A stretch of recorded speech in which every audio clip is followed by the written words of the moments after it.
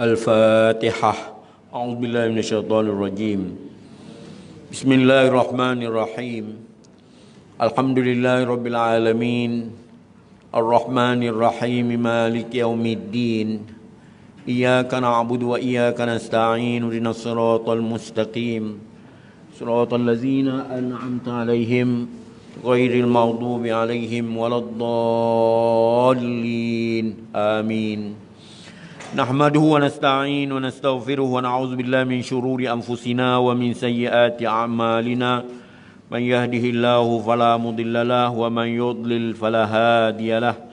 Nashhadu an la ilaha illallah wahdahu la syarika lah wa asyhadu anna Muhammadan 'abduhu wa rasuluh. Subhanaka la 'ilma lana illa ma 'allamtana innaka antal alimul hakim. Allahumma iftah 'alaina hikmataka wa anshur 'alaina min khazaini rahmatika ya arhamar rahimin. Rabbi shrah li sadri wa yassir li amri wahlul 'uqdatam min lisani yafqahu qawli. Wa sallallahu ala sayidina Muhammadin bil ummi wa ala alihi wa sahbihi wa baraka wasallam. Yang dihormati ahli jawatan kuasa Surau An-Nur, para hadirin hadirat yang dihormati sekalian. Alhamdulillah, dengan izin Allah SWT serta taufik dayanya dapat kita bertemu kembali dalam pelajaran tafsir ataupun tadabbur Al-Quranul Karim pada ayat 83 dalam surah Al-Anbiya. Ayat 83 suratul Anbiya, Allah berfirman, wa ayyuba idznada rabbah. Terlebih dahulu saya bacakan firman Allah Ta'ala ini, semoga Allah memberi ketenangan jiwa kepada kita insya-Allah. A'udzubillahi minasyaitonirrajim. Bismillahirrahmanirrahim. Wa ayyuba idh nada rabbahu wa anni massaniyad-dur wa anta arhamur rahimin. Fastajabna lahu fakashafna ma bihi min dur wa atainahu ahlahu wa mithlahum ma'hum rahmatan min indi rabbina wa atainahu ahlahu wa mithlahum ma'hum rahmatan min indina wa dhikra lil 'abidin.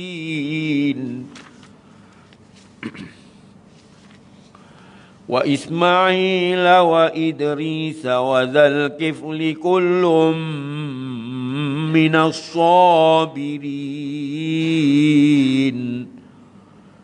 wa adkhalnahum fi rahmatina innahum minas salihin.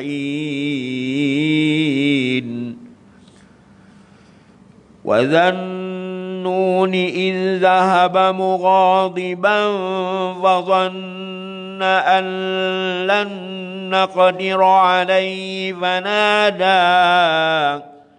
فنادى في الظلمات أن لا إله إلا أنت سبحانك لا إله إلا أنت سبحانك إني كنت من الظالمين. Sadaqallahul azim. Hadirin hadirat yang dirahmati sekalian, pada ayat 83 ni Allah berfirman, dan ingatlah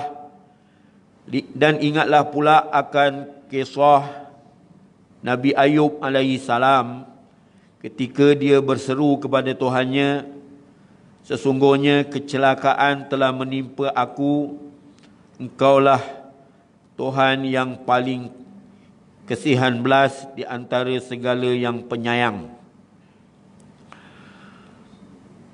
Fastajabna lahu fakashafna ma bihi min dur.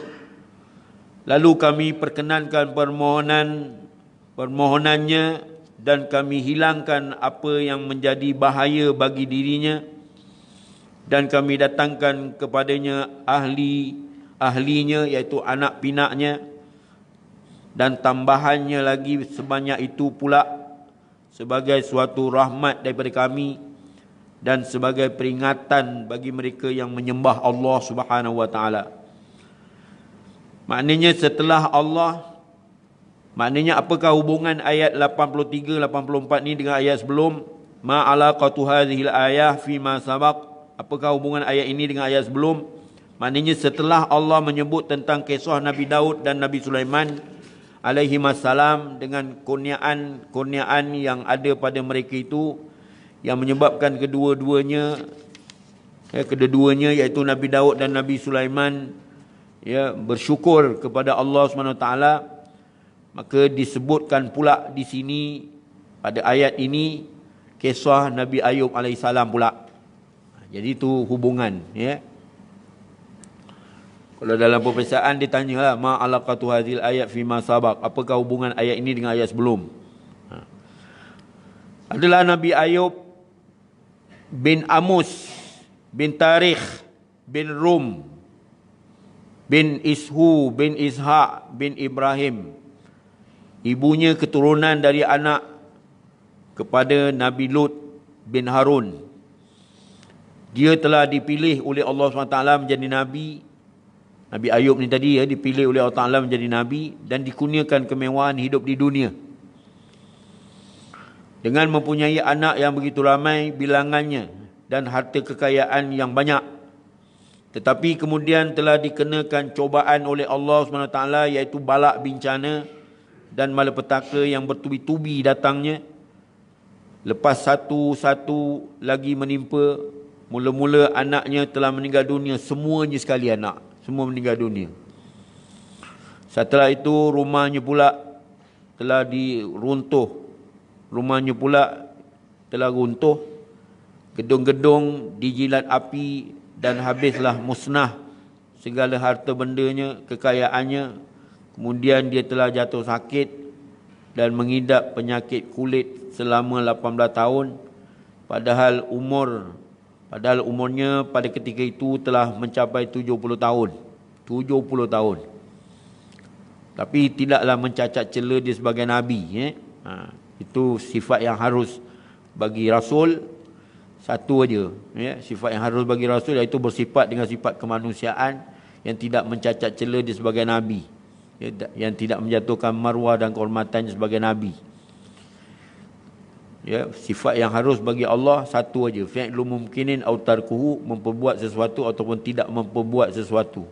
Kalau dia nak buat, yasha' yakun, illam yasha' lam yakun. Kalau dia berkehendak menjadikan sesuatu maka jadilah. Kalau dia tak berkehendak menjadikan sesuatu maka tak jadi. Itu sifat yang harus bagi Allah Ta'ala ada satu.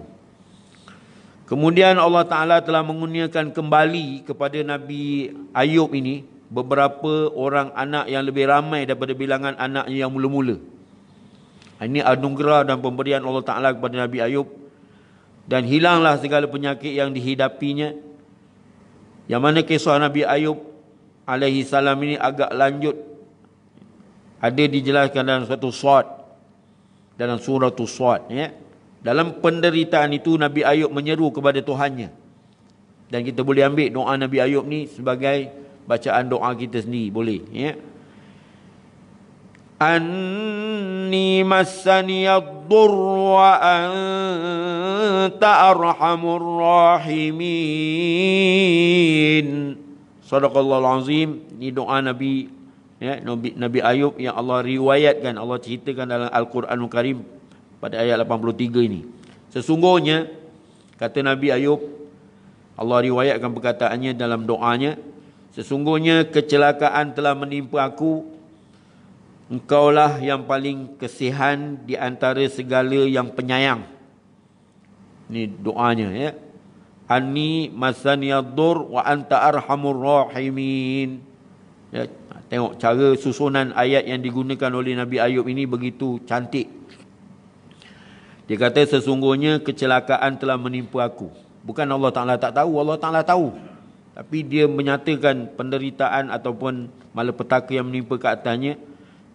Sesungguhnya kecelakaan telah menimpa aku.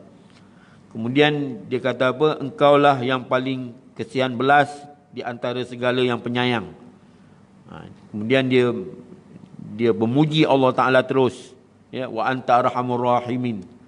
Tak ada pula dia kata sembuhkanlah penyakit ni. Ya, elakkanlah aku daripada penyakit ini. Tak ada, dia tak sebut tu. Tapi dia tahu, dia serah pada Allah SWT saja. Allah Maha mengetahui akan penderitaan yang dideritainya. Lalu dia berkata, engkaulah yang paling kasihan belas di antara segala yang penyayang.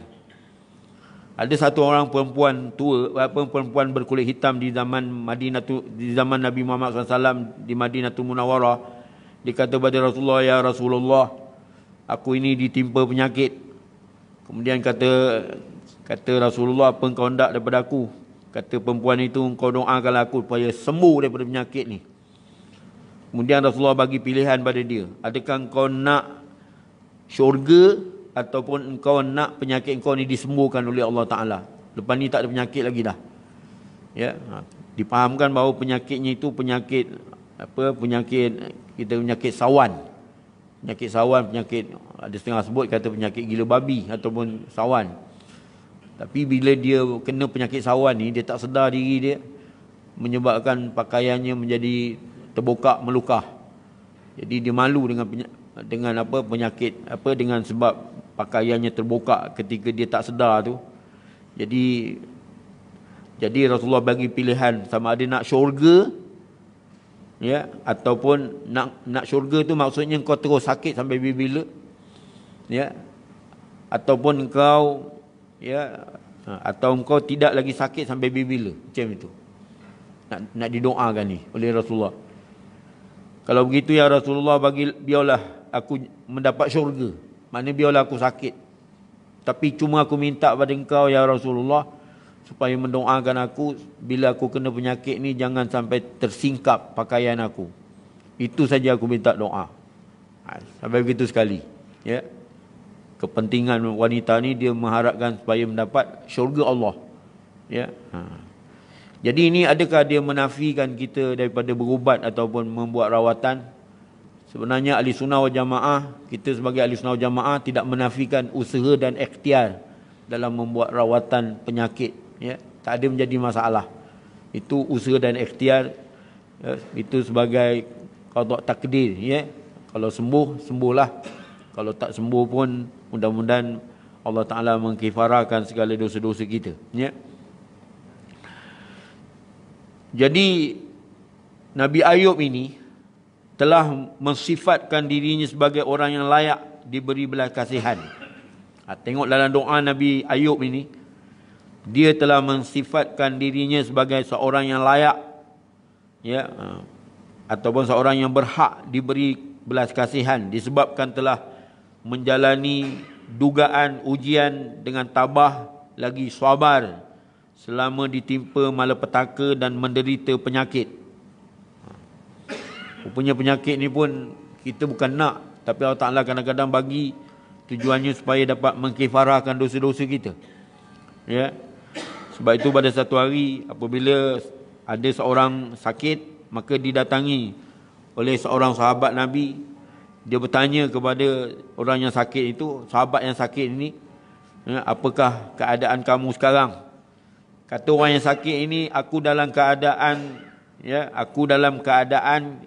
yang mendapat rahmat daripada Allah Ta'ala.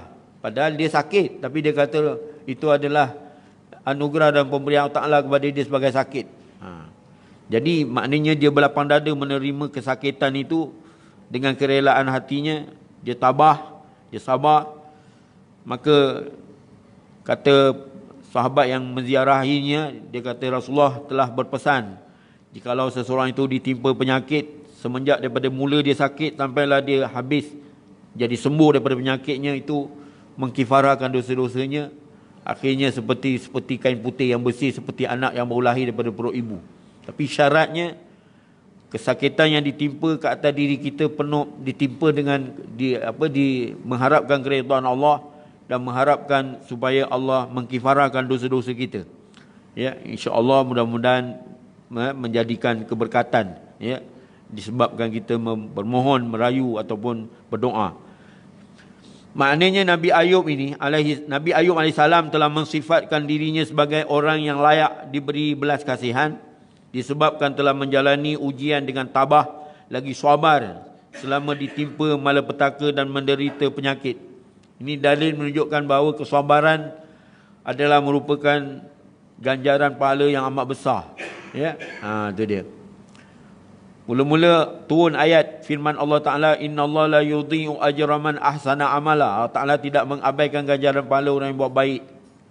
Ya. Kemudian turun lagi ayat yang paling akhir sekali, ada tiga peringkat turun ayat. Nabi minta pada Allah Ta'ala, ya Allah, engkau kurniakan kepada umat aku, ya, kurniakan satu ayat lagi untuk menambahkan kelebihan serta mendapat pahala ganjaran yang besar. Turun lagi ayat, innama yuwaffas sabiruna ajrahum bighairi hisab. Sesungguhnya Allah menyempurnakan ganjaran pahala orang yang sabar dengan tidak terkira-kira banyaknya. Jadi dengan mensifatkan pula bahawa Allah itulah yang paling belas kasihan, ya, Nabi Ayub tadi mensifatkan Allah Ta'ala, ya, yang paling mempunyai sifat yang mempunyai paling belas kasihan. Di antara sekalian yang bersifat kasihan, ya, mana Allah lah yang paling belas kasihan.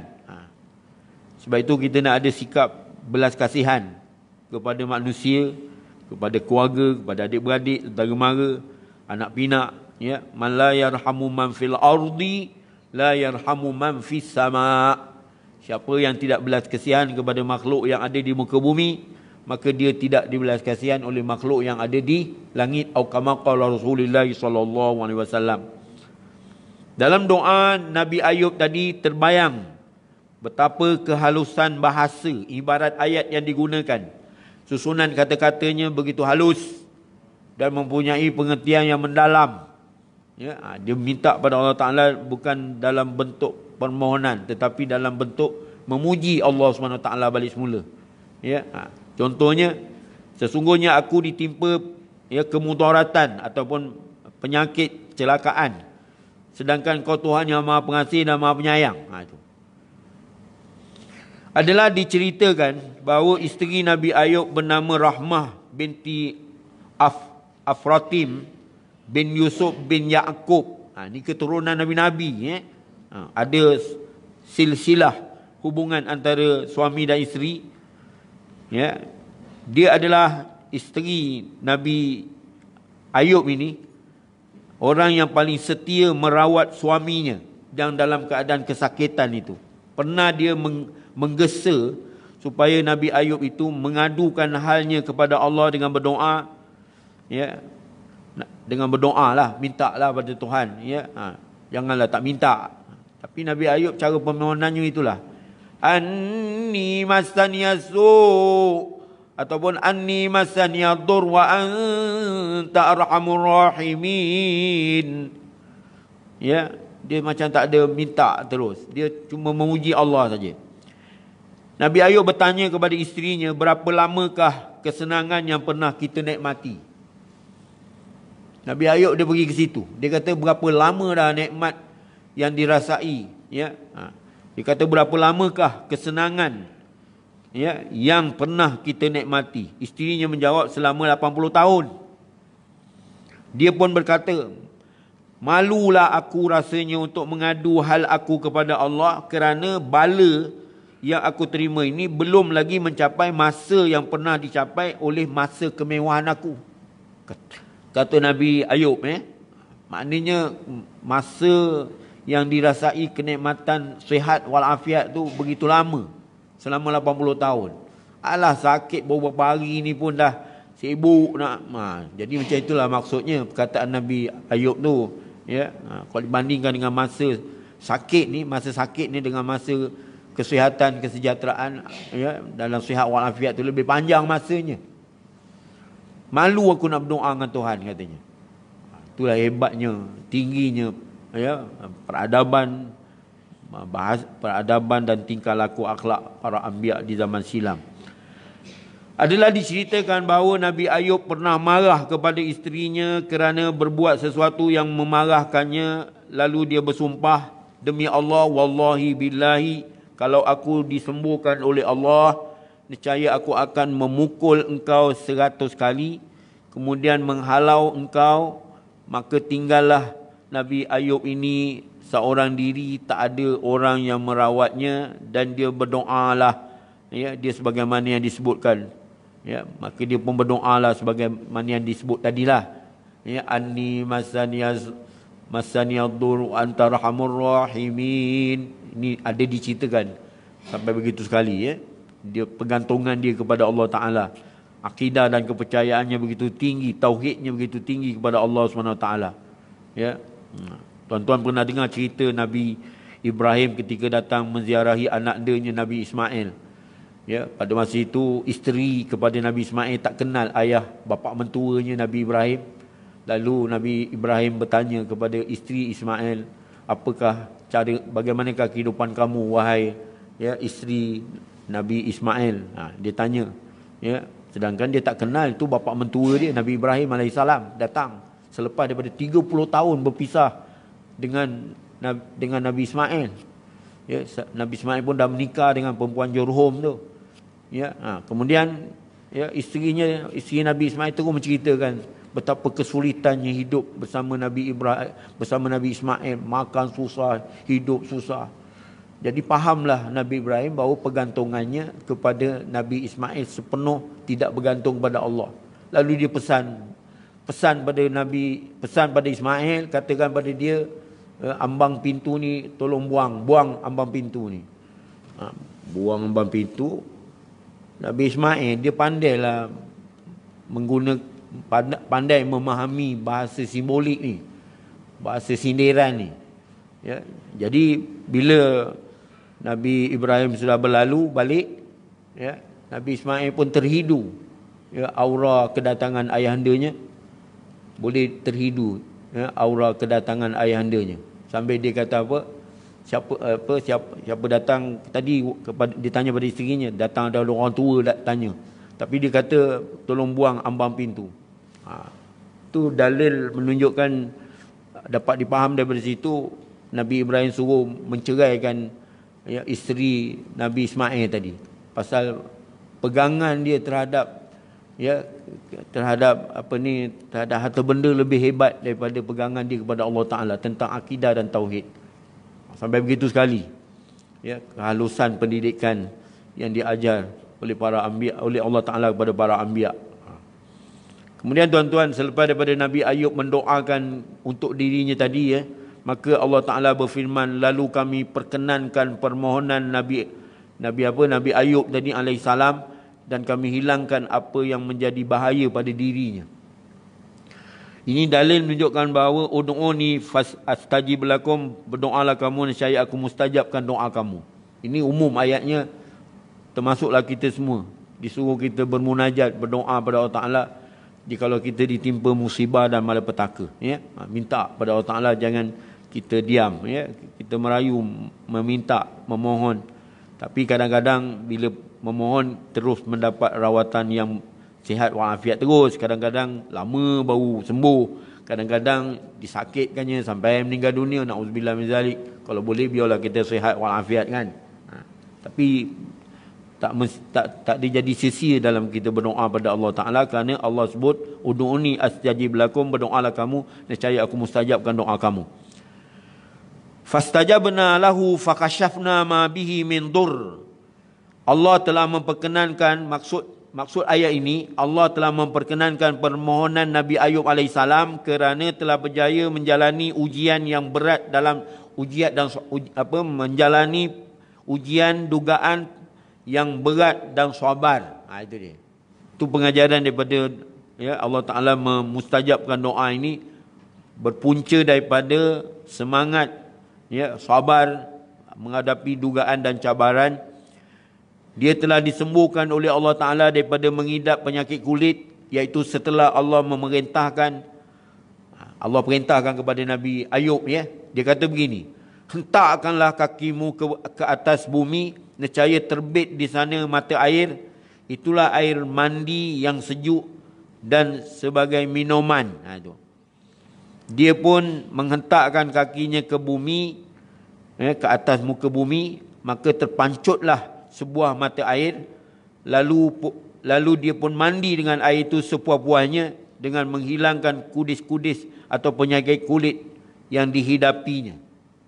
Ini contoh Dan dia berjalan lagi sejauh 40 langkah ke depan, lalu dihentakkan kakinya sekali lagi ke atas muka bumi, maka terpancuklah pula sebuah mata air satu mata air yang sejuk, dan dia pun meminum daripadanya. Setelah mandi dan minum daripada air yang mengandungi zat galian itu, rupanya ada kepentingan zat galian ini. Sembuhlah Nabi Ayub AS daripada sakitnya, berkeadaan sihat walafiat, dan ditakdirkan kembali menjadi muda seperti muda semula balik. Macam itu. Wa atainahu ahlahu wa mislahum ma'ahum. Sadaqallahul azim. Dan kami datangkan kepadanya ahli anak-anak pinaknya dan tambahannya lagi sebanyak itu pula. Setelah itu datang semula kepadanya pengikut-pengikutnya yang telah pergi meninggalkannya. Sampai pengikut-pengikut pun tinggal dengan sebab penyakit yang ditimpa oleh Nabi Ayub ni menyebabkan pengikut-pengikutnya habis cabut lagi. Agaknya memandang jijik lah agaknya, tapi tidaklah mencacat dia sebagai Nabi. Pasal apa? Allah Ta'ala bela maruah dan kehormatannya balik semula, dan mendapat pula anak-anak yang lebih ramai bilangannya daripada yang mula-mula. Khabarnya setelah disembuhkan daripada sakitnya itu, lalu dikembalikan isterinya menjadi muda. Yang dimarahnya tadi, pasal masalah keyakinan, krisis keyakinan, kepercayaan, ketauhidan, akhirnya isterinya menjadi muda dan dapat melahirkan seramai 26 orang anak. Masya Allah. Kita kadang-kadang tengah-tengah tu nak dapat satu pun payah. Tapi Allah Ta'ala kurniakan berkat kesabaran ni. Sebab itu kita ni kadang-kadang apalah kesusahan yang kita timpa di dunia ni, kita akan lupa segala kesusahan yang kita timpa di dunia ni, yang kita merasai di dunia. Kesusahan ni bila masuk, kalau ditakdirkan izin Allah lah, mudah-mudahan dimasukkan ke dalam syurga sekelip mata je, celup sekejap keluar balik, tanya pernah susah tak semasa hidup di dunia dulu? Maka kita akan jawab, tak ada susah. Lupa. Macam kita yang berlengak-lengak dulu bekerja, susah payah. Hari ni kita bila dah tamat perkhidmatan, kita rasa susah lagi ke? Kalau boleh tak nak dengar lagi dah, benda dah berlalu kan. Tapi itu sebagai membuktikan bahawa apalah nilai kesusahan yang ada di muka bumi ni jika dibandingkan dengan anugerah dan pemberian Allah Ta'ala di akhirat besok. Itu maksud perkataan saya tadi. Demikianlah mengikut riwayat Abdullah bin Abbas. Abdullah bin Abbas ni seorang yang terkenal dengan didoakan oleh Rasulullah kepadanya, Allahumma faqihu fiddin wa alimu ta'wil. Ya Allah, jadikan Abdullah bin Abbas ni seorang yang faham tentang agama dan pandai mentafsirkan Al-Quran. Ta'wil tu di situ makna mentafsirkan Quran. Jadi di sini pandangan cerita yang saya ceritakan tadi tentang isterinya, anak dapat 26 jadi muda balik, ini ditulis ataupun didatangkan oleh Abdullah bin Abbas, anak pak saudara Nabi radhiyallahu anhuma. Kemudian Allah berfirman pada ayat 84, wa rahmatan min indina wa zikra lil abidin. Jadi ini sebagai satu rahmat, satu kesian belas Allah Ta'ala daripada kami. Maknanya sebagai satu rahmat daripada kami. Maknanya Allah berfirman sebagai satu rahmat ataupun kesian belas daripada kami, dan sebagai peringatan bagi mereka yang bagi mereka yang memperhambakan diri kepada Allah Ta'ala. Jadi kita ni kena memperhambakan diri kepada Allah Ta'ala dengan sedaya upaya, beribadat kepada Allah Ta'ala sedaya upaya. InsyaAllah mudah-mudahan Allah Ta'ala balas kepada kita dengan kebaikan. Itu dia.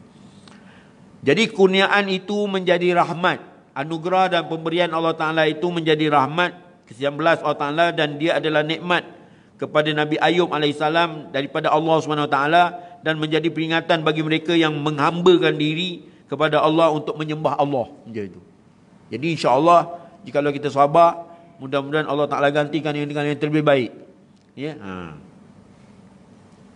Kesimpulan daripada kisah Nabi Ayub ini, kisah-kisah seperti yang disebutkan dalam Al-Quran ini selain untuk mengingatkan kepada Nabi SAW, juga menjadi contoh dan tauladan kepada yang lain, ya, yang mengikuti dan pembaca Quran itu sendiri. Jadi kita ni bila baca Quran, kita menyelidik isi kandungan Quran, bila bertadabbur, maka kita juga akan mendapat pengajaran apa yang berlaku kepada Nabi Ayub. Apatah lagi ianya diturunkan kepada Nabi, kisah ini diturunkan kepada Nabi Muhammad SAW. Jadi kalau begitu, hendaklah kita semua mengambil perhatian bahawa dunia ini semata-mata merupakan ladang bagi akhirat. Ad-dunya mazra'atul akhirah, ad-dunya qantaratil akhirah, ad-dunya sulamul akhirah. Dunia ini jambatan untuk sampai ke akhirat, dunia sebagai tangga untuk sampai ke akhirat, dunia sebagai bendang untuk hari akhirat. Jadi semuanya digunakan, dilanyak untuk mendapat keridaan Allah SWT di hari akhirat nanti. Bahawa dunia ini semata-mata merupakan ladang bagi akhirat yang akan diperolehi hasil mahsulnya untuk dikecapi di akhirat. Macam itu. Maka wajiblah seseorang itu mempunyai kesabaran di dalam menghadapi sebarang cobaan dan menghadapi balak bencana yang menimpa. Bukan kita minta, tapi kadang-kadang berlaku dengan izin Allah. Allahumma la mani'a lima a'taita wa la mu'tiya lima mana'ta wa la radda lima qadaita wa la yanfa'u dzal jaddi minkal jadd. Kalau sesuatu itu Allah Ta'ala tak izinkan berlaku, dia tak akan berlaku. Tapi kalau sesuatu itu Allah izinkan berlaku, dia akan berlaku. Kullan yusibana illa ma kataballahu lana. Katakan oleh Muhammad, tidak menimpa ke atas kami melainkan sesuatu yang telah ditentukan dalam qada takdir Tuhan. Ya? Itu. Jadi sama ada kita diduga dalam kesenangan maupun semasa dalam kesusahan. Pada ayat 85 ni dah berpindah pada cerita tentang Nabi Ismail, Nabi Idris dan Nabi Zulkifli. Ya. Wa Ismail wa Idris wa Zulkifli kullum minas sabirin. Wa adkhalnahum fi rahmatina innahum minas salihin. Dan ingatlah akan kisah Nabi Ismail, begitu juga Nabi Idris, begitu juga Nabi Zulkifli, masing-masing daripada golongan orang-orang yang sabar. Dan kami masukkan mereka di dalam rahmat kami, sesungguhnya mereka daripada orang yang baik-baik belaka. Orang baik-baik ni semua dalam dalam rahmat ataupun dalam kasihan Allah Ta'ala. Orang baik-baik belaka ni. Beralih pula di sini menceritakan kisah 3 orang Nabi yang juga mempunyai sifat kesabaran dan tahan menanggung penderitaan sehingga layak mendapat keredaan Allah dan memasuki syurganya.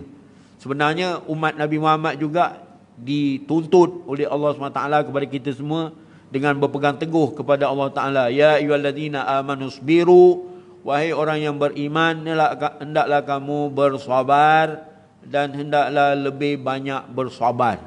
Ya ayyuhalladzina amanu sabiru wasabiru warabitu wattaqullah. Ya, itu ila akhir ayat. Ya, wahai orang yang beriman, hendaklah kamu bersabar dan hendaklah lebih banyak bersabar, macam itu. Ya.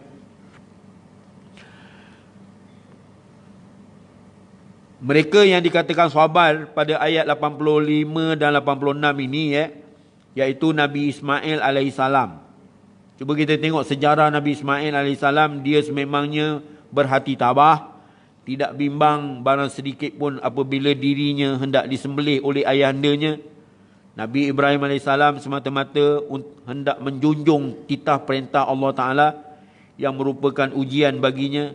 Dia bersama ibunya Siti Hajar telah ditinggalkan oleh ayahandanya di sebuah kawasan yang tidak ada tanaman dan tidak ada air. Dia menolong ayandanya membina Kaabah di kawasan itu dengan bersusah payah. Sama-sama bina ni. Sama-sama bersusah payah membina Kaabah. Ya, Kemudian habis saja pembinaan Kaabah itu, terus Nabi Ibrahim berdoa terus. Ya, doa-doa Nabi Ibrahim kan banyak supaya diberkatkan Mekah dan Mekah, ya, tanah haram. Ya, segala jenis buah-buahan ada. Pokok tak ada tapi buah-buahan ada. Berkat doa Nabi Ibrahim. Qala min zurriyatina rabbana taqabbal, doa kan, ya. Banyak doa-doa Nabi Ibrahim. Ya. Sehingga mendapat penghormatan Nabi Ibrahim dan Nabi Ismail ini, Nabi Ismail, ya. Sehingga mendapat penghormatan, pengiktirafan, penilaian, ya, daripada Allah dengan kebangkitan junjungan kita Nabi Muhammad sallallahu alaihi wasallam. Nabi penghabisan adalah daripada titisan, ya, titisan Nabi Ismail alaihi salam. Nampak berkatnya tu, ya. Pasal apa Allah Ta'ala kata kepada Nabi Ibrahim, inni ja'iluka linnasi imama, sesungguhnya aku nak jadikan engkau wahai Ibrahim sebagai pemimpin. Ya, jadi pemimpin tu turut keturunan daripada Nabi Ibrahim tu Nabi Ishak, Nabi Ismail, Ismail, Ishak, Yaqub, Yusuf, Ayub, Syuaib, Musa, Harun, sampailah kepada Nabi Muhammad SAW, ya. Jadi keturunan itu didoakan oleh Nabi Ibrahim. Qala wa min zurriyati, ya, kata Nabi Ibrahim, hendaklah yang menjadi pimpinan itu daripada keturunan aku juga. Ya, keturunan aku juga. Siapa dia? Nabi Muhammad lah. Tapi tak sebut kata Nabi Muhammad, tapi keturunan tu, ya. Inni ja'iluka linnasi imama qala wa min zurriyati. Itu Allah Ta'ala kata pada Nabi Ibrahim, hei Ibrahim, aku nak jadi engkau sebagai pemimpin. Ya, inni ja'iluka linnasi imama. Kata Nabi Ibrahim, qala wa min zurriyati, jadikanlah pemimpin itu daripada umat aku, daripada zuriat keturunan aku. Itu Nabi Muhammad. Itu. Ya. Kemudian Allah Ta'ala sambung, ya, firman-Nya, dia kata apa? Qala la yanalu ahdiz zalimin, tidak akan tercapai kepimpinan itu satu generasi ataupun satu semester yang diperintah oleh orang yang zalim. Tak ada habuan lah, nampak. Kalau berlaku kezaliman lah, maka tidak dapat habuan lagi lah, ya. Terlucut habis, ya, kepimpinan tadi daripada keturunan umat Nabi Muhammad tadi, ya, dengan sebab punca pada apa? Zalim. Kerana Allah Ta'ala berfirman, ya, dalam satu hadis, inni haramtu zulma ala nafsi fala tazalamu, ya, sesungguhnya aku mengharamkan kezaliman, ya, ke atas diriku, maka janganlah kamu pula melakukan kezaliman.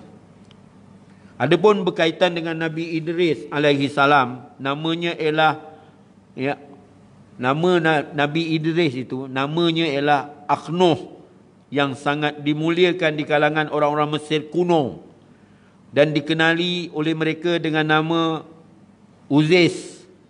Kebanyakan para ulama berpendapat dia adalah manusia pertama yang pandai menjahit, memakai pakaian berjahit, yang sebelum itu hanya tahu memakai kulit binatang sebagai pakaian. Dialah juga orang yang mula-mula tahu mengenai senjata untuk berperang melawan orang-orang kafir. Juga mengetahui tentang ilmu bintang, ilmu hisab. Ya, hal ini telah terdahulu sebutannya dalam surah Maryam ayat 56. Begitu juga Nabi Zulkifli. Al-Kiflu artinya tuah. Al-Kiflu itu tuah atau nasib. Para ulama telah bertelingkah pendapat mengenainya. Ada yang mengatakan dia seorang Nabi. Inilah pendapat yang teramai majoriti para ulama. Dan ada pula yang mengatakan Zulkifli itu dia adalah anak kepada Nabi Ayub, ya, alaihi salatu wassalam, dibangkitkan oleh Allah sesudah Nabi Ayub dan diberi nama Zulkifli dan diperintahkan supaya menyeru manusia agar mentauhid ataupun mengesakan Allah Ta'ala. Dia tinggal di negeri Syam, persekitaran laut Mediterranean, ya. Kata Abu Musa al-Ash'ari, ini keturunan daripada Yaman, ya. Begitu juga Mujahid berkata, Dia bukanlah Nabi, hanya seorang hamba Allah yang soleh. Nabi Ilyas telah berwasiat kepadanya peninggalannya nanti hendaklah dia mengerjakan ibadat puasa pada siang hari dan sembahyang di malam hari, dan jangan suka marah memarahi. Pesanannya itu telah dilaksanakan dengan baik. Kemudian lalu Allah berfirman, wa adkhalnahum fi rahmatina innahum minas solihin, dan kami masukkan Nabi Zulkifli tadi di dalam rahmat kami, sesungguhnya mereka daripada golongan orang yang baik-baik belaka. Mereka telah disebutkan itu, mereka yang telah disebutkan itu, iaitu Nabi Ismail, Nabi Idris, Nabi Zulkifli, telah mendapat rahmat Allah SWT dengan memasukkan mereka ke dalam golongan ahli-ahli syurga sebagai balasan perbuatan mereka yang baik. InsyaAllah akan datang kita ceritakan tentang Nabi Yunus pula. وَذَنُّونِ إِذْ ذَهَبَ مُغَاضِبًا فَظَنَّ أَنْ نَقْدِرَ عَلَيْهِ فَنَادَى فِي الظُّلُمَاتِ أَنْ لَا إِلَهَ إِلَّا أَنْتَ سُبْحَانَكَ إِنِّي كُنْتُ مِنَ الظَّالِمِينَ. InsyaAllah akan datang kita sambung lagi. Tangguh dahulu. Wabillahi taufiq wal hidayah. Mohon ampun dan maaf. Wabillahi taufiq wal hidayah. Wassalamualaikum warahmatullahi wabarakatuh. Bismillahirrahmanirrahim.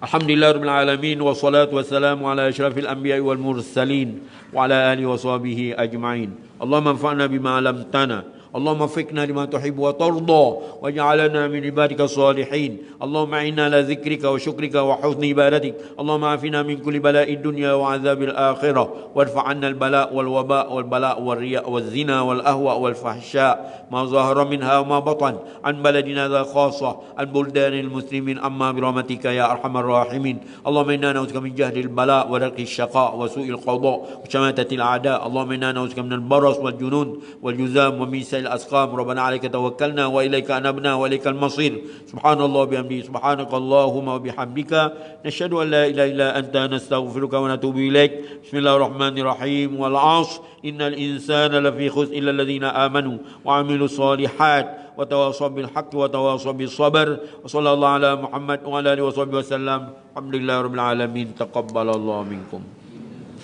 صلى الله